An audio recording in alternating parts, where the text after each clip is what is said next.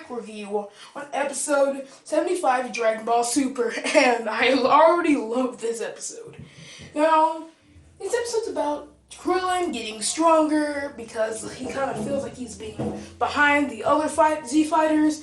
As we all know, he's way behind the other Z fighters, and he's trying to find a way to get up there with them. So during this whole entire episode, he faces the challenges of being weaker. But the beginning of the episode, Gohan fights against Goku. Dang, I wish this was the whole entire episode. Like, it was awesome. I mean, I think Tate did this episode because when he drew on the characters at the end, it didn't seem too much like a Kiriyama style, so I knew it had to be Tate. But yeah, it was awesome. The fight scene was just beautiful. The artwork was just beautiful. And sure, there was a little problem with the arc, but that's just Tate's art style.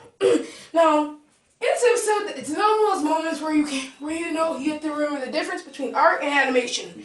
The art was good, the animation was okay. In my personal opinion. Sorry, I have something in my throat.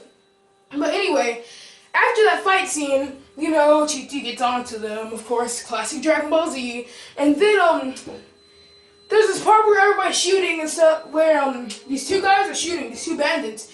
Krillin appears straight from their car and punches it, and they get in a wreck. I thought Krillin killed him for a second there.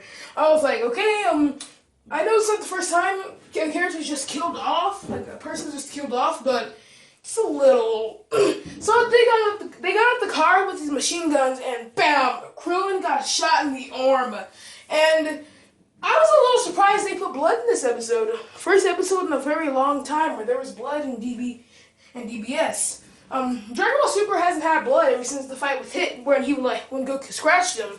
This is the first real blood. But he got shot in the arm. My real complaint about this was in Dragon Ball, they'd be able to sustain being shot in the back of the head without having holes in the back of the head or blood flying out. They were just able to survive a bullet shot, and they're kind of not paying attention to the roots of Dragon Ball, but I understand you're trying to make your own version.